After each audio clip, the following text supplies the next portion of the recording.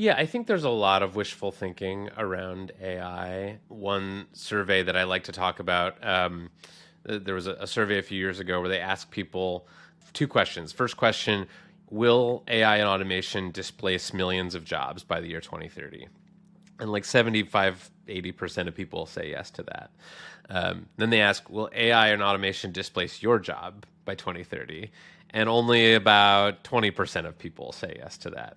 So we have this idea that these tools are amazing and powerful and creative and disruptive, and they're going to, change the entire economy in the next 10 years, but not my job. I'm special. I'm unique. I'm creative. I'm human.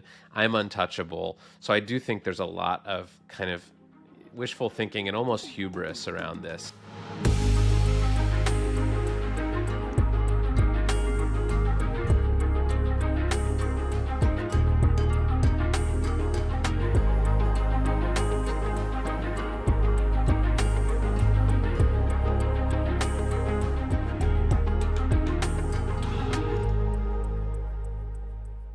It is my pleasure to welcome back to the podcast New York Times tech reporter, co-host of the Hard Fork Tech podcast on the New York Times, and author of this very, very timely book, Futureproof, 9 Rules for Humans in the Age of Automation. Kevin Roose, welcome back, Kevin.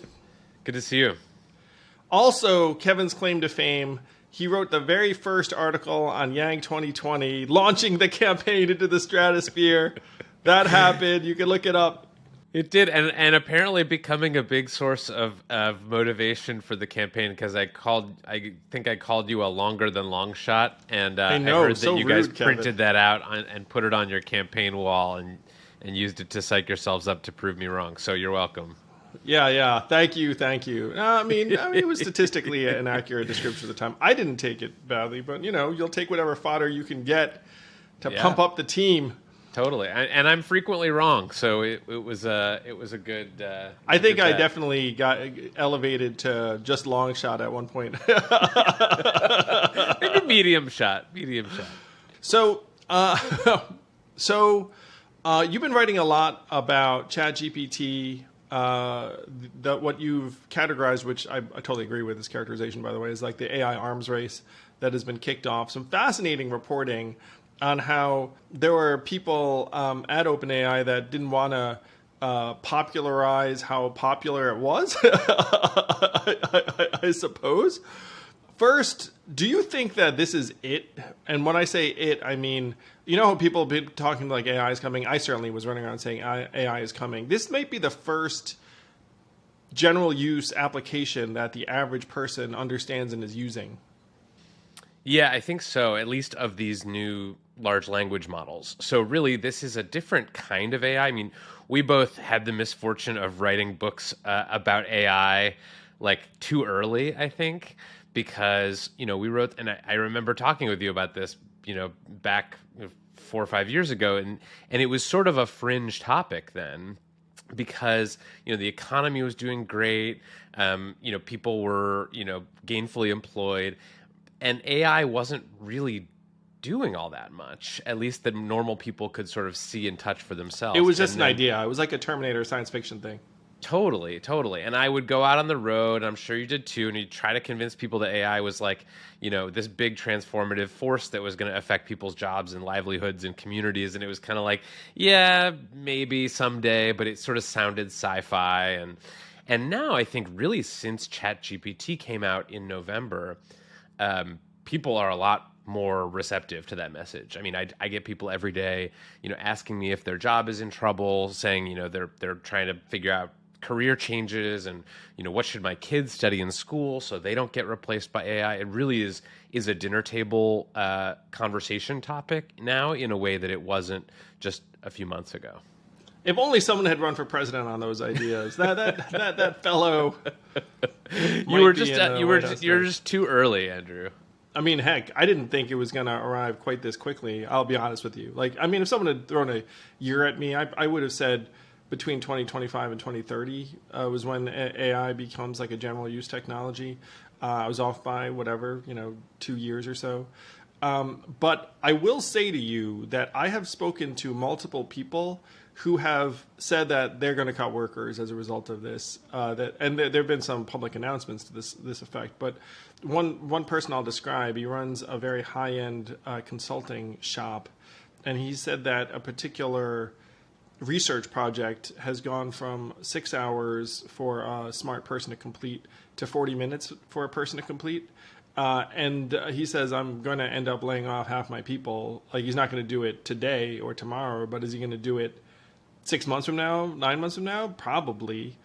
I had another person who's a media personality say that he had a number of assistants who are researchers who were supposed to do stuff for him, and he finds himself just not using them. And that his main move now is what he calls prompt engineering, which is just to be thoughtful for a couple of minutes as to what to ask the AI, and then he gets something back, and then he can hone it in like a couple of minutes, and so then he's wondering, like, why am I keeping these people around? So like that kind of thing is playing out in real life in organizations all over the place. Yeah, and it's not just the jobs that are going to be replaced by AI, like, as in, you come into work one day and your boss says, sorry, bud, your ChatGPT is doing your job now. It's all of the businesses that are never going to have to hire people in the first place. I mean, you can now start a content marketing company or, a publication, and you can do the work of many humans now with this software. And so you don't need to, I was just talking to someone who said that they don't really need to hire, HR people anymore to go recruit people, because they can just, ask ChatGPT to go out and do that. So I think we're just at the beginning of seeing the labor replacement effects of this. But I do think it's going to be an issue going forward. And what's so interesting, and I know, we've talked about this before and you've written about it before, and so have I, but this was not the order that we thought the jobs would be replaced in, right? We had this sort of idea as a society that the first jobs that were going to be taken out by automation in the 21st century were blue-collar jobs, cognitive manufacturing manual jobs, Yeah. were trucking, were retail cashiers, construction, like those kinds of jobs. And so there were a lot of people out there telling people, if you want a job that can't be replaced by AI, you have to do something creative, because creativity is this unique human quality. It turns out it's almost exactly backwards. The creative jobs are the ones that the AIs can now do, at levels that approach that of a human. And, there's still a shortage of truckers and construction workers out there, people who work with their hands in these blue collar trades. And so I think we just really have to adjust our mental model of which jobs are at risk and when. Well, so the St. Louis Fed categorizes 44% of U.S. jobs as either repetitive manual or repetitive cognitive. And here's the dirty secret that most people don't realize, is that a lot of the white collar jobs are pretty fucking repetitive. I mean, like one of the things that I tell people, I was a corporate attorney for officially, I think, 5 months or something like that. But I was also a summer associate and a law clerk at a very high end firm in New York in my 20s. And a lot of our work was really, really repetitive and mindless. It was like find and replace. A lot of it was, which deal looks the most like the deal you are looking at right now? Go find the deal template and then find and replace, like, new companies in there. By the way, that library of deal templates was a very valuable resource for this firm, because this firm had done a lot of deals. So it's unlikely that the next deal is going to be like the first time it's ever seen something.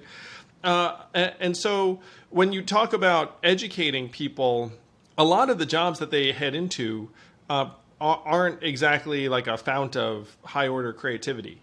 Sure. Yeah, and I think that applies even in some of the so-called creative industries. I mean, I Yes. talk to artists and musicians who are really scared of being replaced by AI technology, and I don't think they're wrong to be. Nope. Because, obviously we'll still have superstar musicians. I don't think Taylor Swift has anything to worry about from AI, but a lot of musicians make a living as studio musicians, making the kinds of compositions that, play in the grocery store over the loudspeaker.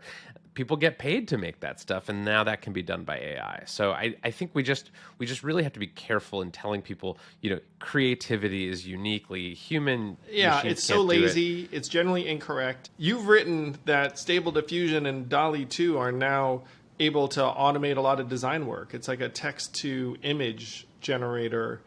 And that's something that you would think of as the pinnacle of creativity. It's like, user interface design or something like that. And now it's like, hey, I want a simple, I want a simple, you can even say video. And then you can just keep on giving it different prompts until it comes close to what you want. Yeah, and I think we should also say, like, one of the other pieces of advice that we gave to people for years and years about how to, prepare for the future was to learn how to code, right? That was sort of it's the worst, man. It makes me so mad. Yeah, right. There were all these programs that were going to learn to code. Take these out of work, coal miners and teach them JavaScript, and that was going to mean that they would always have a job. But as it turns out, the pieces of these large language models that are actually some of the best are the code writing pieces, where now you can build an app without actually knowing any programming languages. You just tell the large language model, build me the app, and you give it the specifications, and it can pretty much do it. So I really think that the model of safety that we've had for sort of how to avoid the sort of kill path of these AI systems is just all wrong, and we need to really rethink it.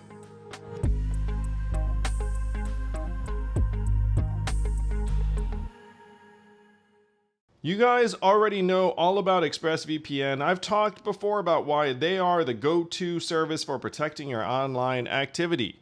Big tech should not be snooping on us and profiting from what we do in our private time. ExpressVPN can also help access content, including thousands of Netflix shows that might be available in another market. You just beam in, encrypted, surreptitiously, and you can be a UK user, and all of a sudden all that fun BBC content can be yours. I could go on and on about ExpressVPN. It's the VPN that I trust, and I'm not surprised that CNET, Wired, and others have rated it #1. Visit expressvpn.com/yang right now and get 3 extra months of their service for free. That's expressvpn.com/yang. expressvpn.com/yang to learn more.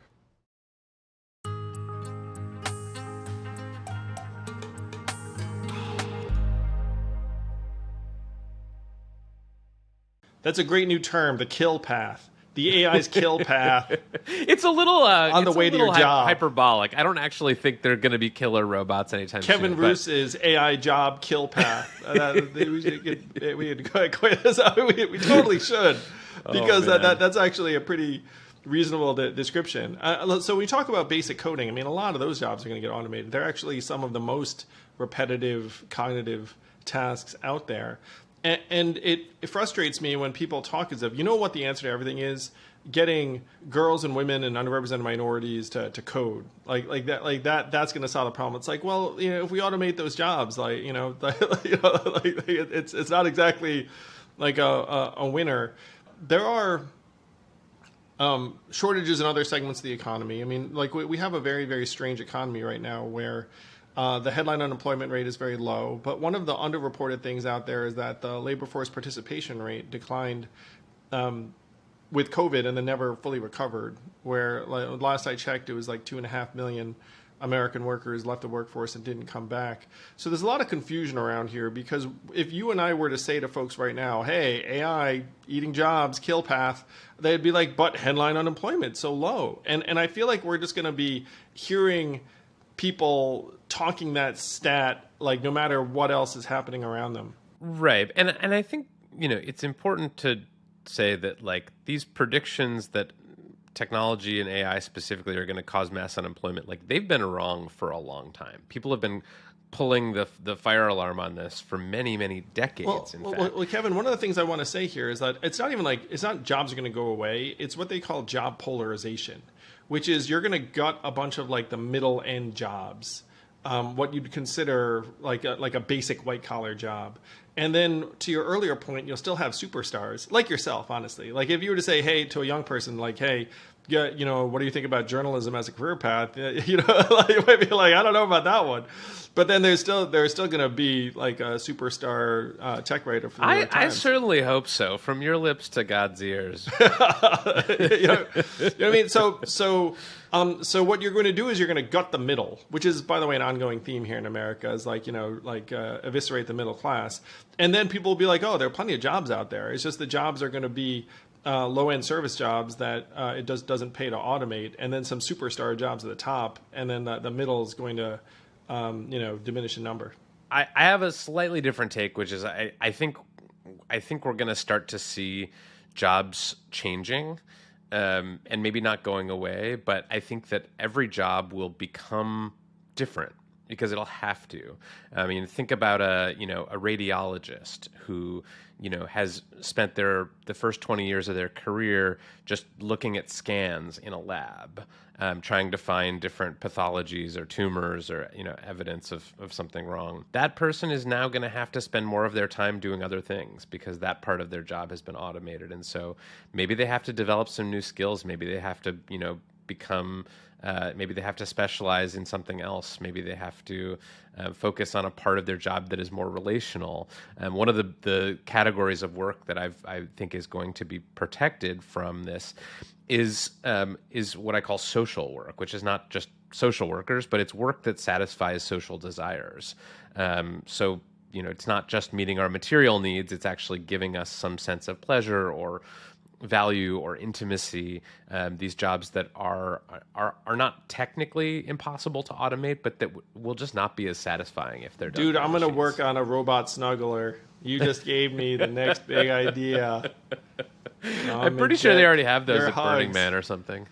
Now, you have recently written about ChatGPT 4 enabled Bing. And Yes. you said, like, hey, it's actually pretty good. I don't know if people remember this. I actually made like a disparaging comment about Bing on like a presidential debate stage when I was talking about like winner take all economies. It's like, it's one reason why you're not using Bing. And then the next day, Microsoft yelled at me about it. I felt a little bad because I have nothing against Bing. But now, if anyone's freaking out, it's Google. Yeah, it's an amazing turn of events. Bing was this joke for many, many years. It had, low single-digit percentage of the search market. Google was this impenetrable monopoly.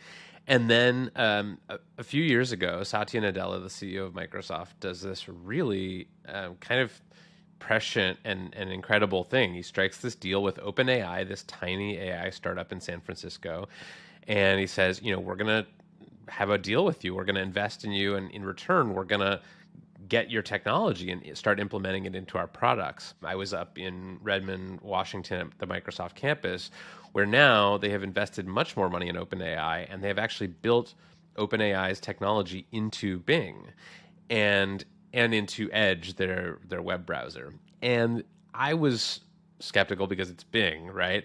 But it is amazing. I mean, I've been using it now for a couple days, and it's just so much better than a traditional search experience on Google. You ask it to plan a trip for you, or the most amazing thing was I was just demoing it, and I said, write me a menu for a vegetarian dinner party.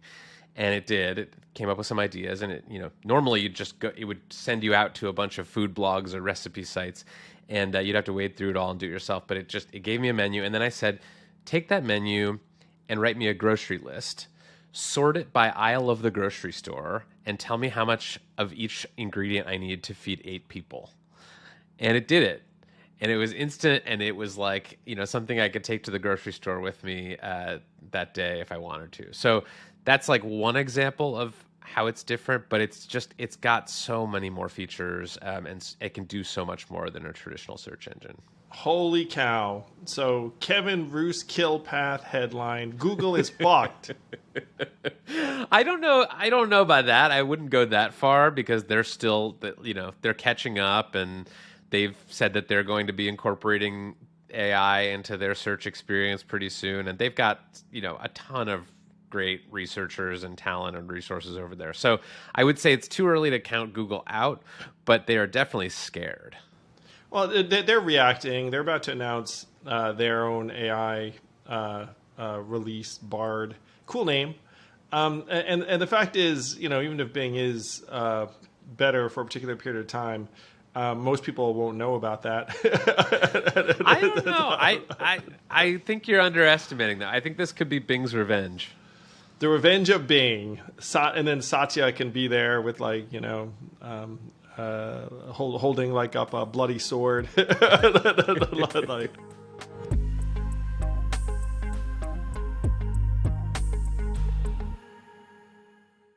the Ford Tour is coming to a city near you. That means I'm coming to a city near you. I'm heading to San Francisco, Los Angeles, Seattle, Raleigh, Denver, and more in the spring. Go to FordParty.com to check out the upcoming dates or just check out my social media. Primarily Twitter, unfortunately. See you soon.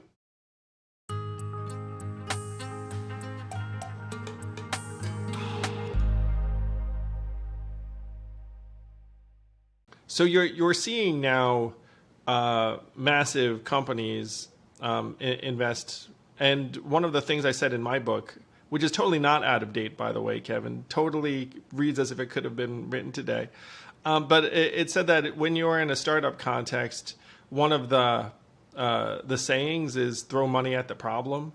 And so some companies will be throwing money at the problem. But what I said is like the new saying is going to become throw AI at the problem, which I dare say a lot of smart companies are going to be doing.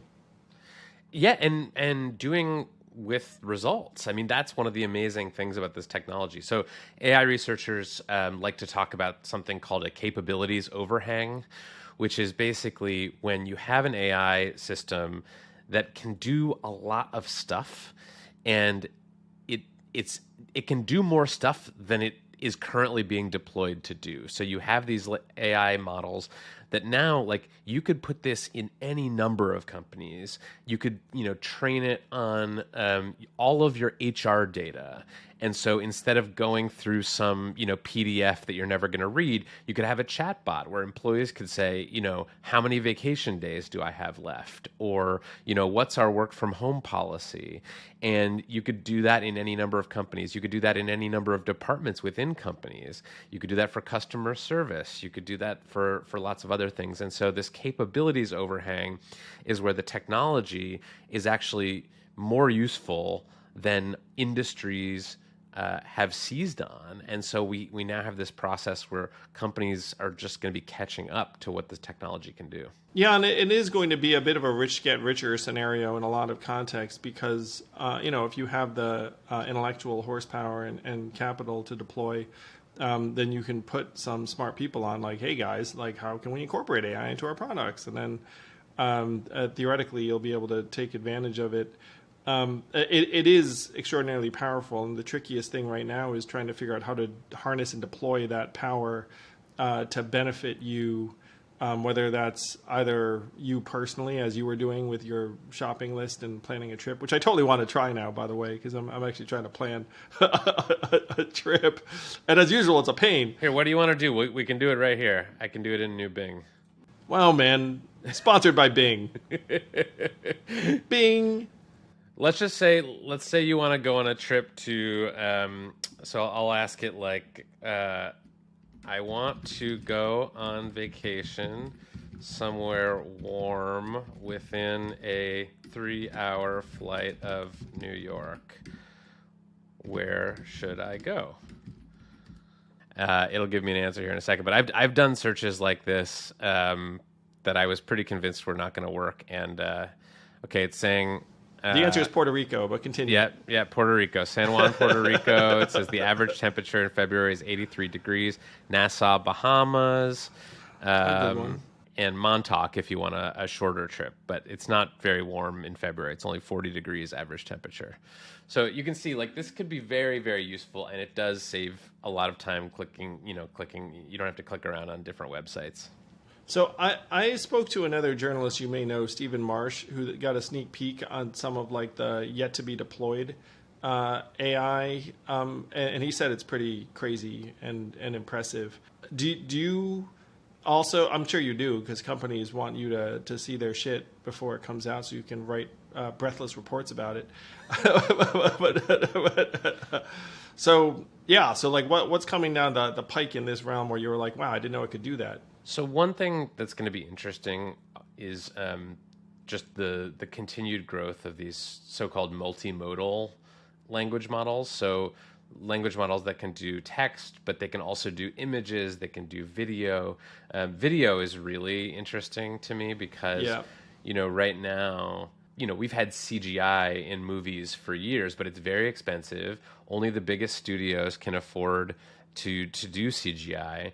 And these AI image generators are basically going to put that into anyone's hands. So Wow. you can be a person with no money and make something that looks, like it took Lucasfilm, millions of dollars to do. And it's also going to be a real challenge to keep that from being misused because, you could generate a video of, I don't know, Andrew Yang, I don't Killing know. someone, sure, man. Killing someone and put it up on the internet, and all of a sudden you're getting calls saying, I think I just saw you kill someone. I look forward to denying my killing that person. Well, it'll at least give you an alibi, Well, I mean, that's where we're going to get to, Kevin, is that you can show a video of me doing something and be like, fake. The people that Right, deep fake. Yeah, and then the people that like me will be like, oh, yeah, that was totally a fake. And then the people that don't like me would be like, he killed that person.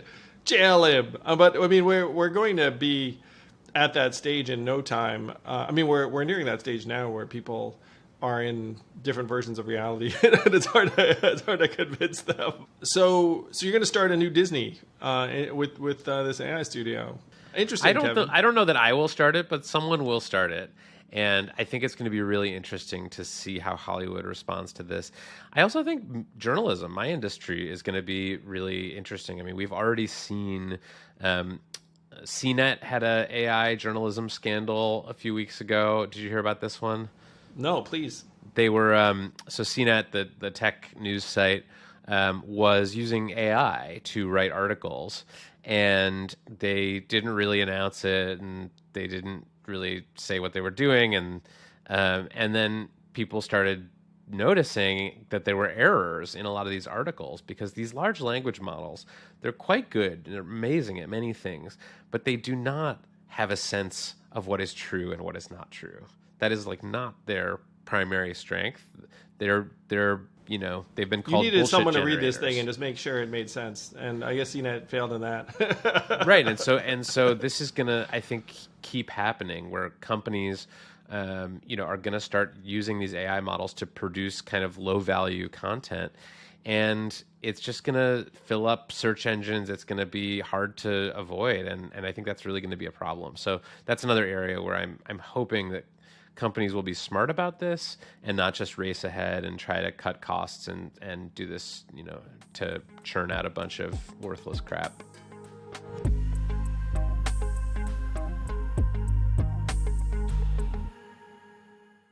This podcast is sponsored by Helix Sleep. Having a good mattress has always struck me as one of the best investments you can make because you spend a lot of time on that mattress, and having a healthy night's sleep gives you energy for the day, keeps you healthy, makes you capable of doing all the things you want to do. Why would you sleep on a mattress that's made for someone other than you, especially in 2023? With Helix Sleep, you can take a personalized quiz, get one of their 14 unique mattresses sent right to your door, have a 100-night trial, and a 10-plus year warranty. Yeah, they have that much confidence in their products, in part because they're manufactured right here in the USA, and it's the #1 mattress picked by GQ and Wired magazine. Helix is offering 20% off all mattress orders and 2 free pillows for our listeners. Go to helixsleep.com/yang. This is their best offer yet, and it won't last long. With Helix, better sleep starts now.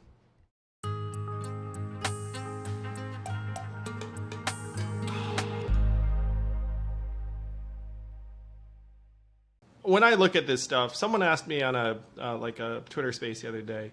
They were like, "Hey, Like, why do we have to let AI do this? Like, like can't you have decisions that we all come together and say maybe we shouldn't do that? And my response to that person was like, well, look at government's approach to social media companies. They had no idea what was going on social media. They wrote Section 230 in the 90s before Facebook even existed, and then this $1 trillion industry arose, and the government wasn't there being like, oh, do this, do that, and now you have these quasi-public utility like things where it's like it's the equivalent of the town square, and you have members of Congress just posturing around these issues, and really is the company that has to make these choices.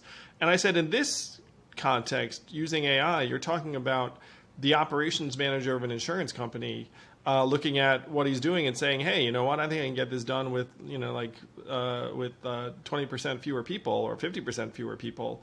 Where the heck is the government going to be in that manager's considerations of that? Nowhere. It's just going to make a call and then say it, like, get patted on the back. I mean, there's a conversation around this stuff that I personally want to try and improve.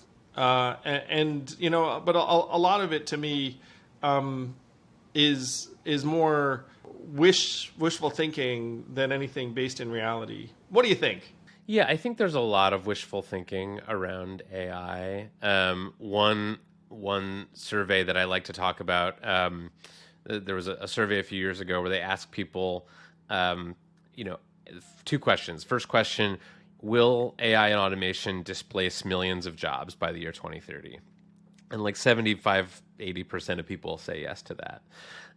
Then they ask, will AI and automation displace your job by 2030? And only about 20% of people say yes to that. So we have this idea that these tools are amazing and powerful and creative and disruptive, and they're going to, change the entire economy in the next 10 years. But not my job. I'm special. I'm unique. I'm creative. I'm human.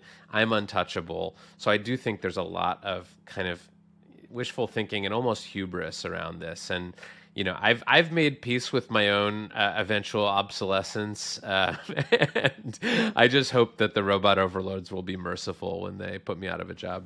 They like you, Kevin. I have a good authority. Some of them do, some of them don't. I do give them a lot of weird assignments. You're going to be one of their human interfaces for sure.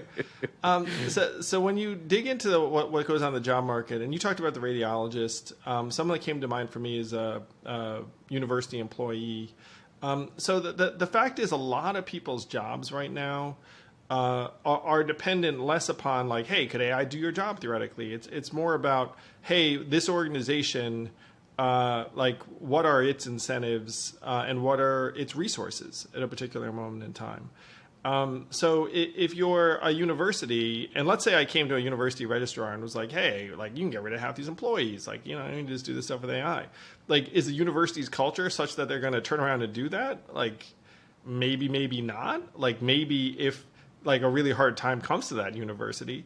If you're a public employee, it's the same thing.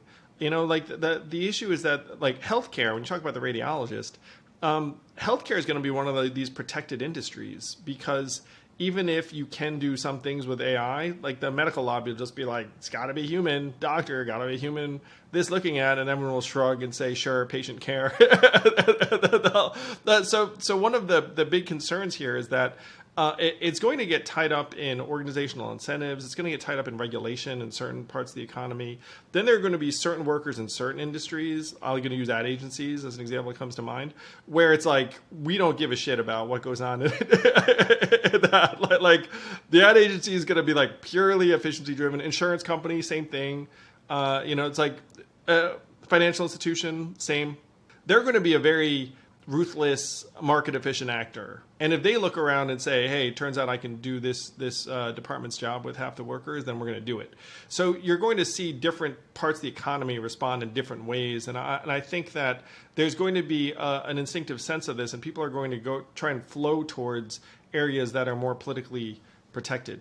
That's an interesting theory. I mean, I do think that the model that people have of AI replacement, where you just walk in one day and you find out that you lost your job and everyone's been laid off. And I think that's never quite been true, but I think Yeah. it's especially not true with AI, because what's going to happen, it's not that the hospital or the insurance company or the consulting firm is just going to, install some AI and then fire 50% of the workers the next day, right? It's going to be more often that there's a new startup that does a lot of the same stuff as the hospital or the consulting firm or whatever else, but it uses AI, and so it only has 20 people, and it's doing the work that the competitors need hundreds or thousands of people to do. And as that small company takes over market share from this much bigger company, the bigger company is going to have to do layoffs, and the smaller company is going to stay pretty small. I mean, one example Yeah. I wrote about in my book is what's been happening in China with this company called My Bank. My Bank is a lender. They lend billions of dollars a year for home and car loans and stuff like that. And their innovation is this proprietary automated system that they basically claim can evaluate someone for a loan and make a decision about it with no human being required. It's a totally software-driven AI approach, and They because check of my that, social media and see if I seem reliable. Like, what do they do? I have no idea. They have it's probably similar to something like a social credit score or a regular credit score. I'm sure they take some information from your bank, and they basically assess your credit worthiness and issue you a loan on the spot with no underwriter or loan officer there to do it. And because they've been so efficient, they've been able to take a lot of market share from these Wow, it banks and works. loan firms Wow.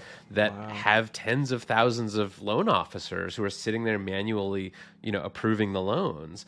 And so, those banks and lending firms are going to have to lay people off eventually because they can't compete. So that's, I think, more how it's going to go.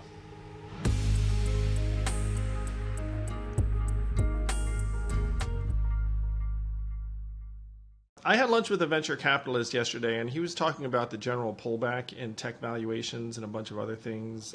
Said that, maybe half of venture-backed companies might struggle to get fresh powder in, and so you also are seeing announcements of layoffs in the name brand companies like the Metas and Google's and Apple's, companies you do not associate with pulling back, though it makes sense given that in some cases their stock prices have come down 50 or 60%. So you were based in Silicon Valley, right? Yeah, in the Bay Area. Yeah. So what are you seeing and hearing on that front? I mean, it's true also that good companies get started in any period, including in tough times. But what does the retrenchment feel like? And are you seeing and hearing anything about this wave of venture-backed companies and the next step for them? Yeah, so you can definitely sense it out here in the Bay. There have been these big rounds of layoffs at Google and Meta and other companies.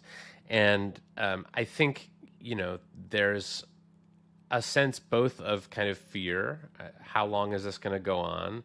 I think these companies, many of them may have overhired during the pandemic and in expectation that the pandemic bump would last forever.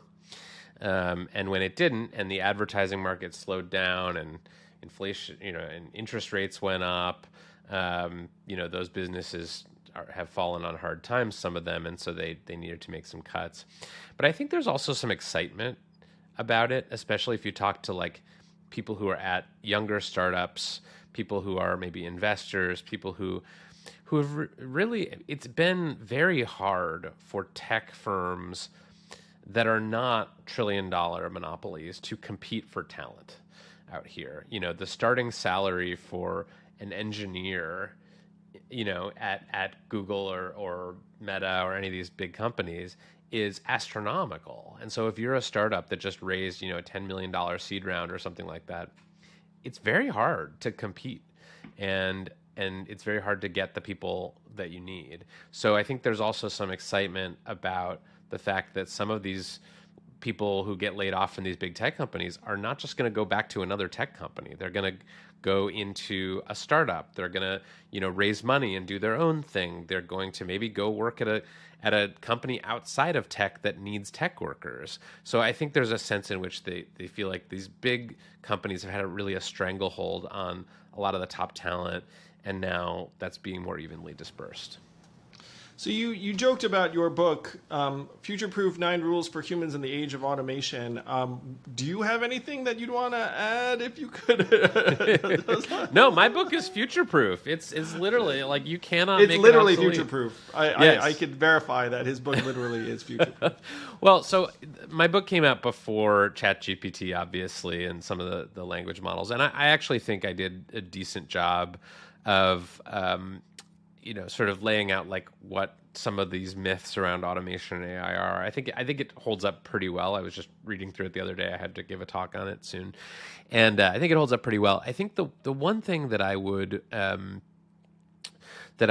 change, I think I was not thinking enough about the sort of optimistic case for how you can actually level up your career or your life by kind of learning about these systems and how they work. I mean, the emergence, you mentioned prompt engineering as an example. That's going to be the freaking skill, people. If you is. Are scared, just Google or Bing prompt engineering and then become an expert. You can have your prompt engineering shop. There are going to be like legions of middle-aged Americans that'll be like, oh, can you help me with the right prompt? Anyway. Yeah, so prompt engineering is a job that I did not see coming, but that turns out to be like a really important skill right now, is figuring out how to get the best output out of these language models. So I think, yeah, I mean, every author wishes they could add to their book after it's published, but that's one thing that I would add is some of these new jobs that are opening up because of these language models. Yeah, and you have a weekly podcast, Hard Fork. Tell people about it and what you're excited about on that front. Yeah, it's a weekly type podcast from the New York Times called Hard Fork. I co-host it with my friend and fellow tech journalist Casey Newton. We try to take a look at the biggest tech news of the week. We interviewed Sam Altman, the CEO of OpenAI, which makes ChatGPT, as well as Kevin Scott, who's the Chief Technology Officer of Microsoft. We've interviewed lots of other folks from the tech industry too, and we have a good time. So you can find it everywhere you get your podcasts. All right, Kevin Roose, we'll have you back then the next time a major technology upends reality, which should be, by my clock, in approximately 5 weeks. Yeah, I'll see you back here in March.